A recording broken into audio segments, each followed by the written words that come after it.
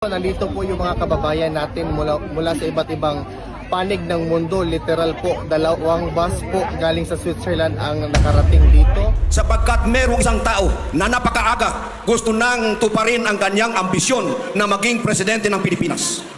Ang unang ginawa nila, People's Initiative, they wanted to amend the Constitution so that we will shift from presidential to parliamentary and he can be appointed Prime Minister.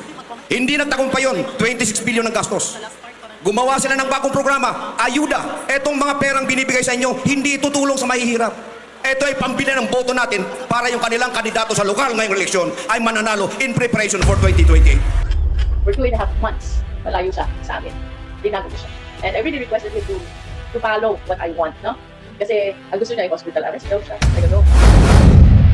Dadagan, Balita News Update. At sa amin, nakapag-harvest na kami. Kakatanim lang. So, hindi, buti na lang yung timing. Hindi yung bago aanin. Nakapag-aanin na tayo. So, tayo. Okay.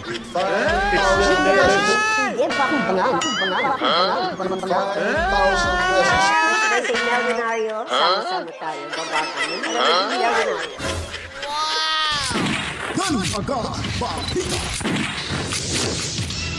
Alright, welcome back mga kabayan, magandang buhay. Kamusta po ang ating kalagayan ngayon? Tayo na po yung nagbabalik at maraming salamat ho talaga sa mga nanonood ho sa ating munting bahay. Lalo na po yung talagang laging tumutok at nakatambay na ho, na tatak danaga na ho itong 56,166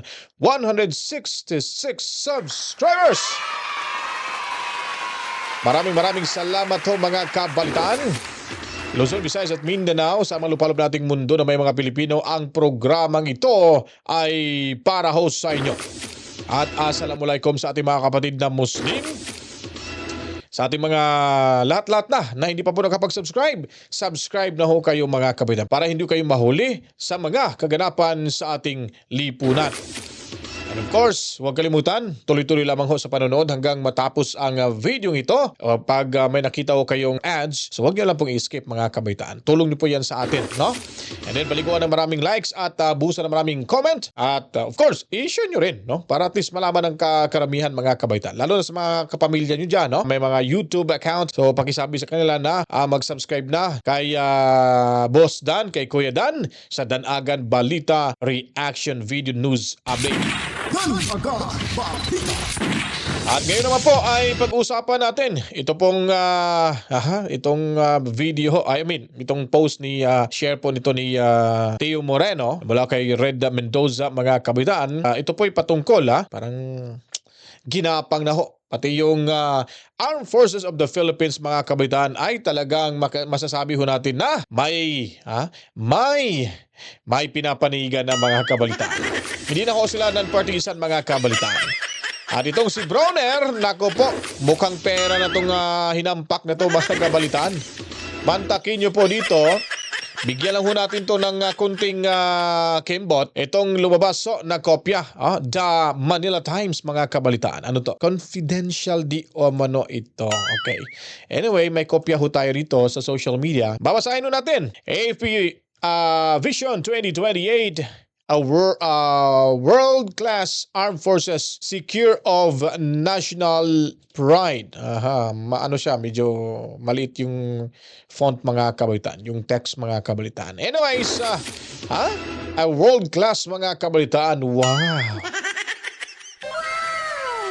Ewan ko lang kung may maniniwala pa sa inyo. Kung maalala nyo po, yung bantay ho ni VP Sara Duterte ay mula po ito talaga sa binubuong VPSPG, Vice Presidential Security and Protection Group. Ay ito'y kanilang dine-activate noong Pebrero 6 taong kasalukuyan. So parang iniunti-unti na ho nila mga kabalitaan na babalian ng pakpak. Ewan ko paano nakain dito sa Browner na ito mga kabalitaan.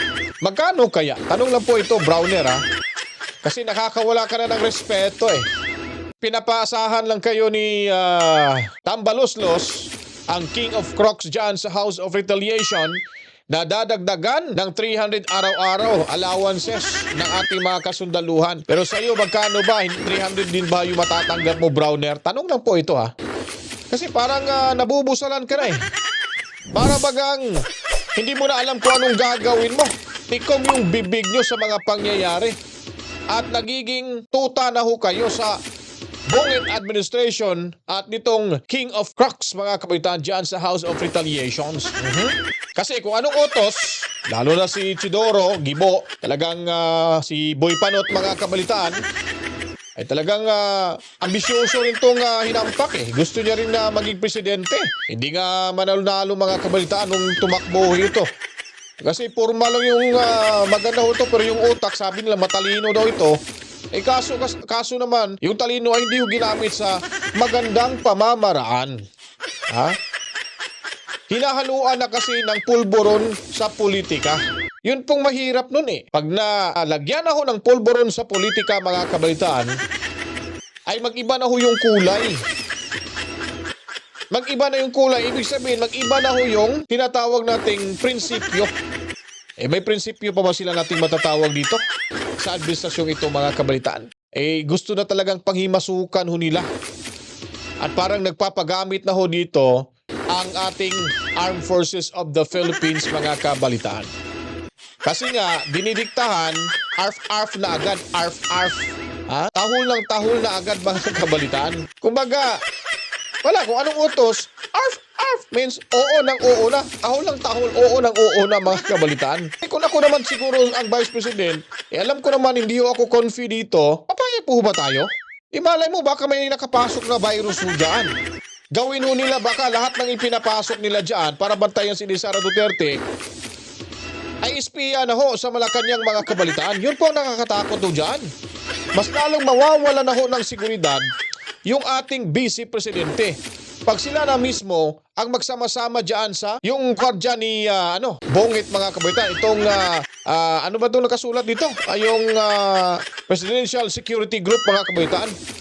At nagsanib pwersa pang Armed Forces. Armed Forces Security and Presidential Security Group, mga kabalitaan, and Protection Group rather, ASPG.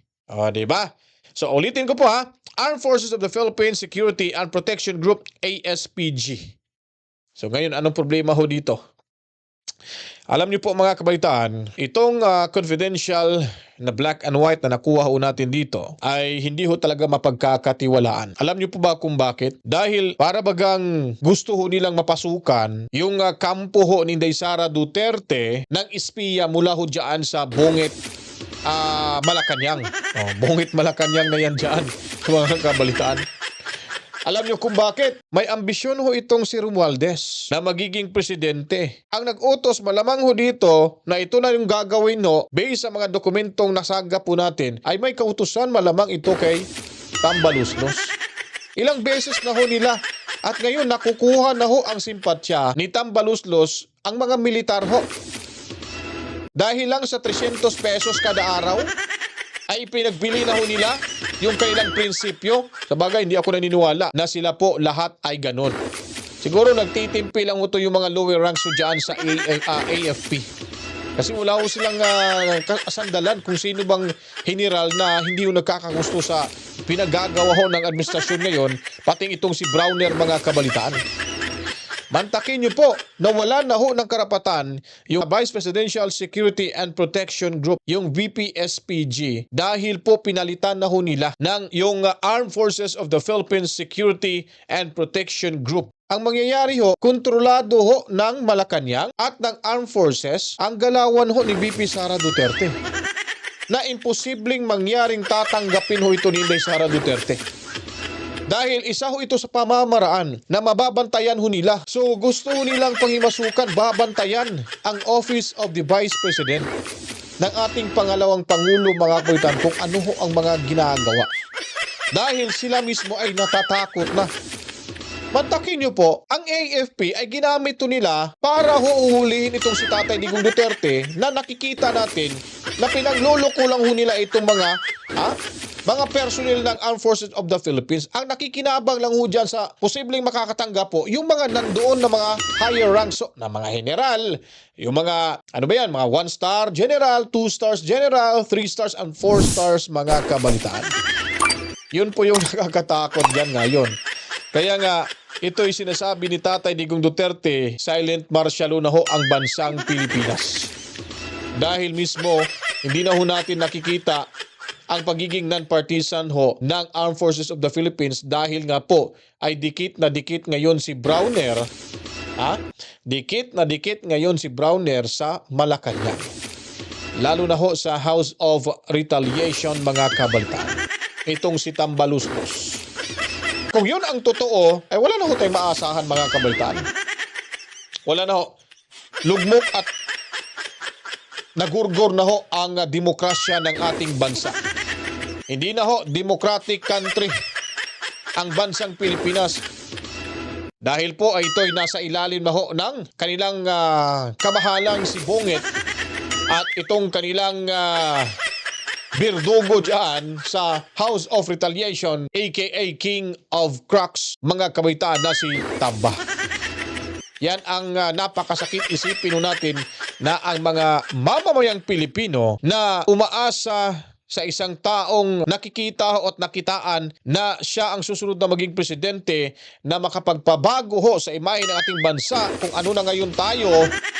Wala na ho tayong mukhang ihaharap ho sa mga ibang kapitbahay nating bansa ay siya pa ngayon ang talagang ginigipit.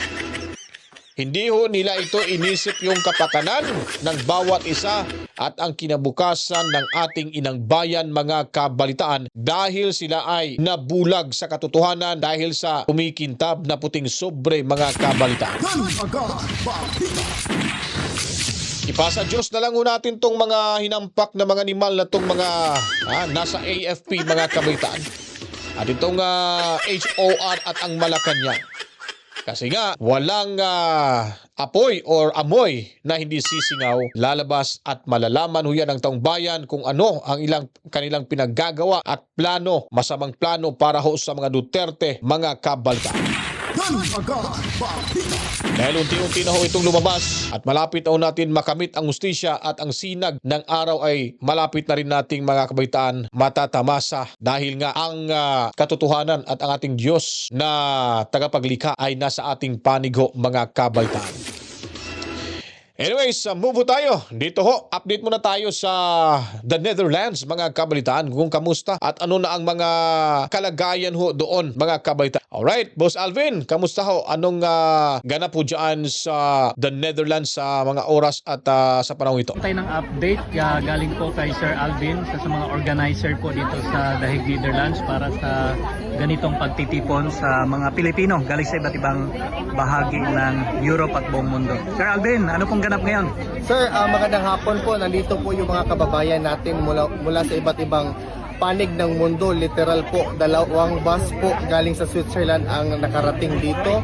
Sila po talaga ay nag-effort mga kababayan natin para lang po magtipon-tipon ang mga Pilipino in one shared goal po to show love and support para sa ating former President Duterte. To me, I think the event po is really successful because mga kababayan po natin, they are doing what they want to do to share moments with our fellow kababayan. Nag-picnic style po tayo, meron po tayong mga pagsalo-salong na nakita at ang iba naman po ay nagkakilala because of this event. So we are looking forward to more events in the future, sir. This is one of the many to come. Ayun po sa sinabi mo, sir, hanggang sa dulo, no? Exactly, sir. Sabi nga ni former President Rodrigo Duterte, relax lang po tayo because hanggang sa dulo po ito. And until that day of reckoning will come, we will be here in support for him. Thank you, sir. You're welcome po. Magandang araw, mga kapartner. Di ba napakasarap ho panoorin at pakinggan ho itong mga kababayan natin na abroad, lalo na ho dyan sa Europa, ay mula ho pa sa 2 boss daw ang naandyan ngayon sa The Hague at ito'y finacilitate naman ho ni Boss Alvin dyan. Dahil siya po yung isa sa mga nakilalang nung kasagsagan pa po nung sigurong unang araw na pagdating ni Tatay Digong. Siya po talaga ang mas nag-trending yung mga video niya dahil very active po siya. Minuminuto, araw-araw, oras-oras may mga update po siya mga kababayan. So siya po ngayon ang kinokontak dyan. Mula pa sa Switzerland, 2 bus na mga sakay yung mga Pilipino ay nakikiisa rin ho. At sila ay nagtitipon-tipon dyan. At para naman kasi nga weekend at para naman ho mga kababayan, may pakita nila kay Tatay Digong Duterte na sila ay talagang malungkot rin at hindi nila katanggap-tanggap ang ginawang pagtatraidor ho ni Bonge at yung mga kasamang alipores so nila dyan sa Malacanang na kung saan sila ay naging dahilan kung bakit si Tatay Diggs ay naandyan ngayon sa Dahig dahil sa kanilang pagkidnap. Talagang sabihin natin pagkidnap kasi wala nung lumipad nga daw sila dyan papuntang Netherlands, wala nga pala silang dokumento, wala nga silang tawag nito mga permit at lalo na visa mga kabalitaan. Kasi minamadali ho kasi nila. Itong si Tory talaga napakayabang pagkatapos naging successful ho yung ginawa niya ay nagmamayabang ho siya. Patawa-tawa siya sa interview ho sa television. Na ganito ganun, planado, well planned daw talaga at siya daw yung tinahasan at hinayaan lang daw siya na siya yung gagawa sa plano. Kaya pala nung in-interview ho itong si Diwata ni Gretchen ho dyan sa TV5 ay sabi niya ho dito, one of these days I will pin him down. Siya talaga ba sir?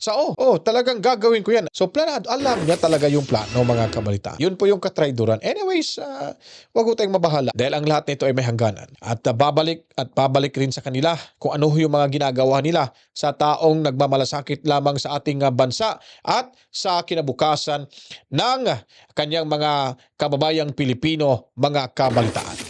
At ngayon naman po, dito ho, ipapakita ko lang ninyo isang i-recap ko lang ho sa inyo. Kaya po pala mga kabalitaan, itong si Luistro ay hindi ho na ginalang ho sa kanyang mga constituents. Alam niyo ba kung bakit ko sinabi na hindi na ho siya ginalang ng kanyang mga constituente? It is because Duterte pa rin yung sigaw ho ng kanyang mga constituents dyan sa Batangas. Mga kabalitaan sa Distrito 2, kung hindi ako nagkamali. Distrito 2 sa dyan sa Batangas. Mga kabalitaan. So kung ikaw ay totoong leader at mahal ka ng taong bayan ng inyong constituente, kung anong sasabihin mo ayaw mo kay BP Sara dahil ikaw may isa ka rin sa pumirma sa impeachment, ay talagang susundin ho kayo. Paano na to? Lumabas sa actual survey na talagang ipinaglalaban pa rin ho nila si Tatay Digong Duterte. Yung palengke mo dyan sa lugar ninyo, halos lahat puro Duterte. So ibig sabihin nun, hindi pala sila natatakot sa'yo. Wala ka palang value sa kanila. Mas malaki pa yung value nila kay VP Sara Duterte kaysa sa Luistro. Ngayon, ang ipapakita ho natin, ito yung mga panahon na kung saan yung asawa niya ay nagkaroon ng warrant of arrest sa kasong panggagahasa. So ikaw ba naman, gusto mo maging public servant, nagawa mo ngang traidorin yung ating bansa, yung ating gobyerno, sa panahon na itinago niya yung kanyang asawa dahil natatakot baka gurgurin, siya mismo ang nagtago pa dito at inamin niya at masaya pa siya mga kabaitan. Tinan mo walang hiya tong babaeng to. Hindi kaya baka magiging ground ho ito para sa disbarment case na patanggalan ho ng lisensya ito mga kabaitan. Iwan ko lang, wala nakapag-isip eh. Ikaw ba naman, isa kang abogado, ikinanlong mo yung taong rapist, allegedly, may warrant na kasi eh.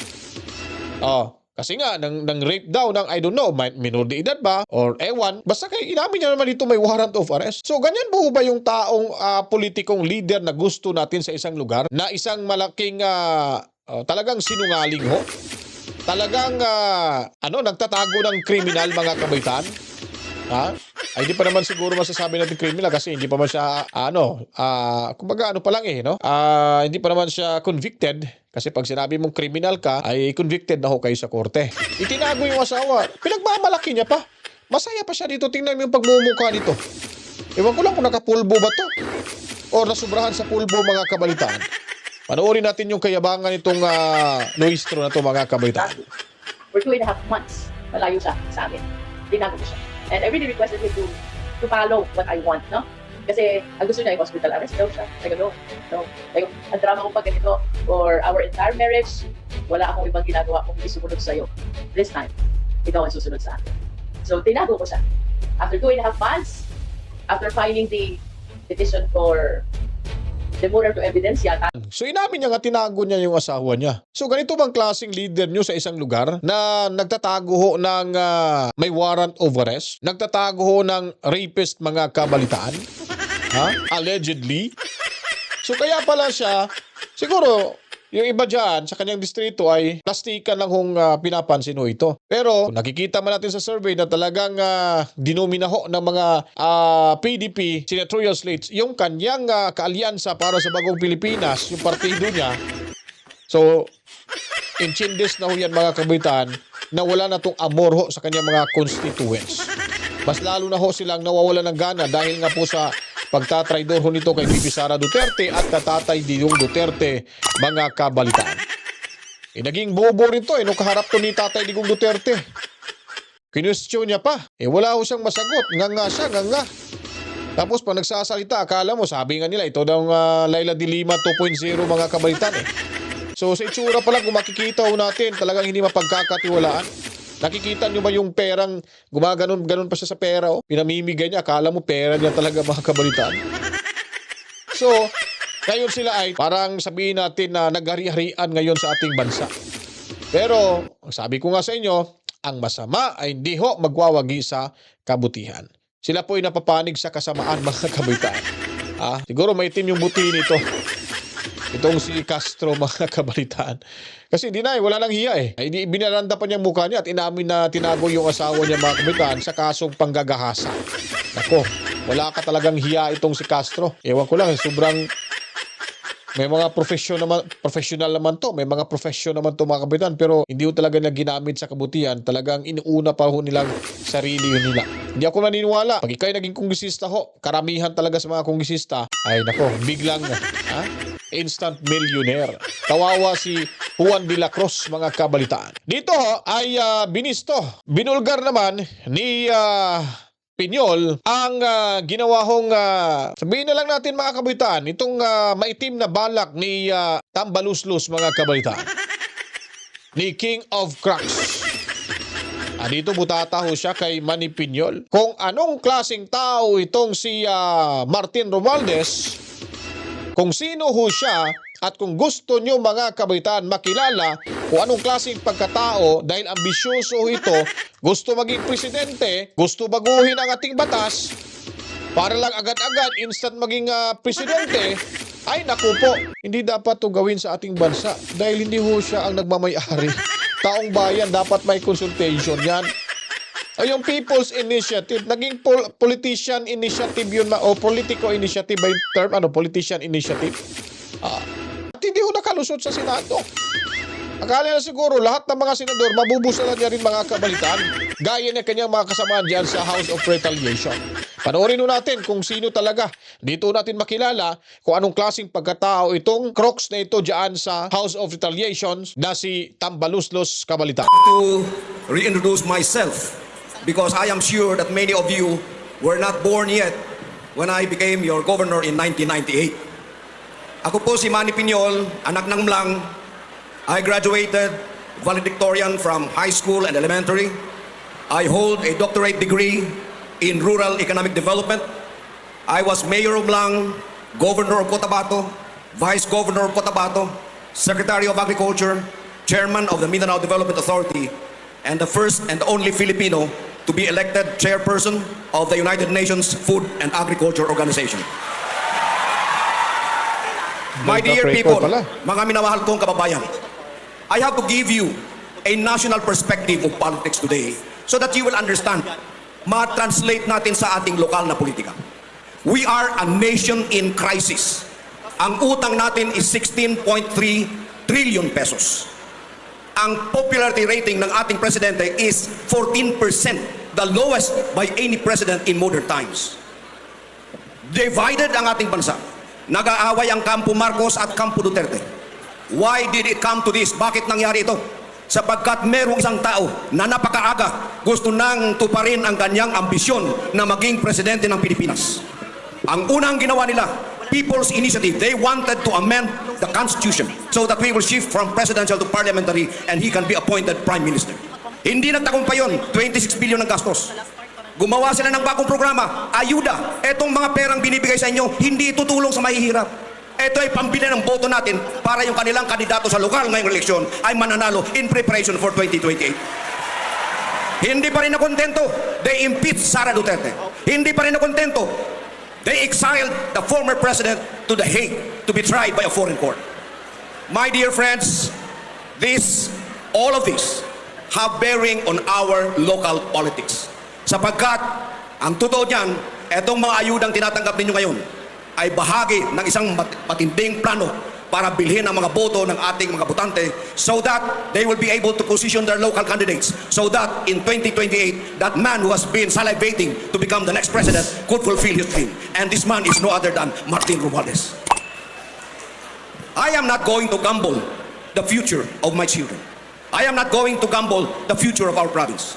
Kaya nung magdesisyon ako na tumakbo bilang gobernador, gumawa ako ng programa to create an virtual independent province of North Cotabato. Agriculture, productivity, food sufficiency, jobs for our people, health, at lubos sa lahat, scholarship for our children. My dear friends, we will focus on agriculture. There is no other way.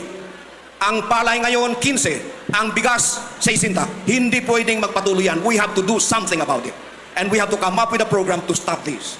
By doing improvements in agriculture, we have to go back to the basic. Hydrology study, soil analysis, and then we support our farmers by starting what I call corporate governance. Makikialam na ang provincial government sa pamamagitan ng provincial economic enterprise in buying the palay of your tatay and nanay sa magandang presyo at ibenta natin sa lokal na palengke sa magandang presyo. We will also support our corn farmers by buying their corn at a good price and, of course, selling feeds, supporting our livestock and our poultry programs. We have to go back to the basic issue of sending our children to school for free. We have to go back to the basic service of government to provide health, libreng ospital na ginawa na natin noong akong gobernador ninyo. Meron pa akong 6 seconds.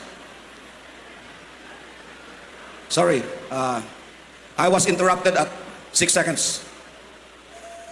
Nawala tuloy ako.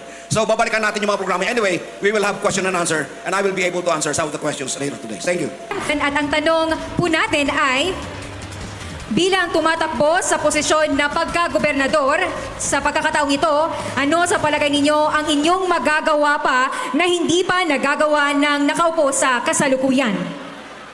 My experience as former agriculture secretary actually widened my perspective in the field of agriculture.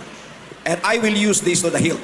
Halimbawa, yung problema natin sa disconnect ng presyo ng palay, 15 ang kilo, sa presyo ng bigas, 60, kailangang makorek natin yon. And the only way to do that is for the provincial government to establish an economic enterprise that will participate in the procurement of the palay from the farmers at a good price of maybe 22 pesos per kilo. At ipagigiling natin yan, ibibenta sa bigasan ng mga barangay within our communities at 45 pesos per kilo. Kapag nagawa natin yan, hindi makakapasok ang imported na bigas sa North Cotabato and we will be creating a virtual rice republic that will offer our farmers good price for their produce and our consumers good price for their daily rice supply needs. Ang aking karanasan sa agrikultura has also enriched my perception. Kailangan balikan natin ang agrikultura because there is no other hope for this country. Sa gitna ng kaguluhan sa national level, nagkakagulo sila. Hindi natin alam, ma-impeach ba si Sara, makukonvict ba siya, makakabalik ba si President Duterte, mananalo ba si Martin Romualdez as President. All of these things could not be answered today. So, to prepare for that uncertain future, we have to build a province that can stand on its own. Kailangan meron tayong sariling supply, processing, and marketing cycle within which we will be able to sell our produce to our own people. Creating a virtual food republic. Wala tayong magagawa. Kailangan nating proteksyonan ang ating probinsya. Kailangan nating proteksyonan ang ating mga magsasaka para magtagumpay tayo. Napakaganda ho yung plano ni Sir Manny Piñol, mga kabalitaan. At talagang napakatalino pala nito, no? From elementary hanggang high school ba yun? Yung valedictorian na sinasabi niya. So napakatalino at naging rito, cabinet member din ni Tatay Digong Duterte at yun nga sa agriculture, mga kabalitaan. So, Yung mga ayuda-ayuda na yan, no? Kung wala talaga siguro yan, at yung magkano halaga ba sa ayuda, di ba bilyon-bilyon yun mga kabaitaan? Yun sanang gawing pundo para bumili ho ng palay at sisimulan ho, sa simula ho talaga, siyempre from the scratch, kailangan ho talagang magtiis. Kasi pag nakapagsimula na ho tayo sa ganung bagay at magagamit ho yung pera mula sa ayuda, piliin lang muna kung anong klaseng ayuda ang ibibigay at yung the rest na budget sa ayudang meron ho ngayon na present ay i-disregard muna at yun, mag-iipon tayo para bilhin ho yung palay sa mga magsasaka ho natin sa ating bansa. Tama ho yung sinabi ni Manny Piñol, kaso nga lang yung pera ho kasi ni Juan ay winawaldas ho ni Tambaluslos. At tama rin ako sa sinasabi ko na ang lahat na ito ay preparasyon para sa halalan. At tama rin yung sinabi ni Sir Piñol na yung ginawa ho niya na pagbigay ho sa mga pera-pera na yan sa bawat distrito, bawat probinsya, ay para ho ito preparasyon din sa kanyang mga kaalyado, mga kabalitaan, para makakuha ng pwesto. Gaya na lang ni Nograles, si Sir Nograles, mga kabalitaan, na sinungay niya na si Tatay Digong. Wala talagang utang na loob ng engkantadang yan, mga kabalitaan. Ano? Sinungay niya at siya ngayon ay tumatakbo ngayon bilang mayor din sa Davao City. At assuming pa naman na siya daw mananalo na. Diba? Yun po yung mga galamay, alipuris ni Tamba. Kasi malakas yung loob niya, mga kapitan, nga gagawin niya. Kasi sanay nga siyang walang kalaban sa kanilang distrito. Kaya nga, hindi ho lumalago yung distrito niya kasi nga siya lang ang umahawak lahat dyan. Walang kumukontra, kaya hindi sanay ho. Kaya ang lakas ng loob niya na gagawin niyang mga tuta yung mga lipuris niya dyan at pinapangakuan na ilagay sa magkaroon ng pwesto sa gobyerno, sa kanilang lugar at babadgetan ho natin, ay yun po ay para sa kanyang preparasyon na magiging pangulo, na tumakbong pangulo sa ating bansa. So ang bottom line dito, ginuog-og niya lang tayo, mga kabalitaan. Dahil pera ho natin ginamit niya para sa kanyang pansariling interest lamang. Kaya kung nagustuhan niyo po yung ating video presentation ngayon, maraming salamat ho. 56,172 na po yung subscribers ho natin. Salam sa inyo. Sana bago matapos ang 2025, makakuha na tayo ng 100,000 o mahigit pa ang subscribers para mas lalo pa hong mapalawak pa po yung coverage ng ating paglalahad ng mga impormasyon ito. At of course, panoorin nyo hanggang matapos. Huwag nyo pong i-skip yung ads. Mag-comment, mag-like at i-share nyo po. Then sa hindi pa po nakapag-subscribe, lagi ho nating pinapakiusapan ang ating mga kababayan na sana mag-subscribe na ho kayo, kabalitaan, at pindutin ang notification bell. So yun po yung ating presentation ngayon. Ako'y magpapaalam po. Maraming salamat po sa inyong lahat. Luzon, Visayas at Mindanao. Sa mga lupalop ng ating mundo na may mga Pilipino, ang programang ito ating inilalahad sa inyo mga impormasyon ay para ho sa ating lahat. At kaway-kaway din tayo sa ating mga masugid na tagapanood, ating mga secret viewers or silent viewers, yung moderators at team replay, mga kabalitaan. Si Mami Rose at Daddy Berting, Tobias family dyan sa Cebu City.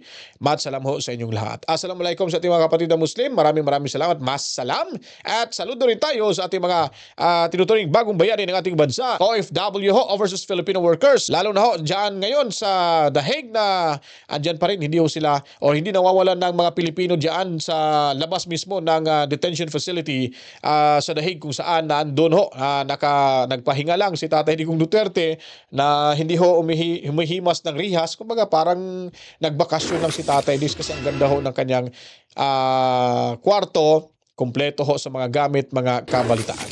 Kaya ako po'y magpapaalam na. Sana po'y nagustuhan nyo. Ulitin ko po, huwag nyo pong kalimutan, panatiliin pong tumutok dito sa ating munting bahay, dahil kung wala ho kayo, wala rin po ang inyong lingkod, kabalitaan.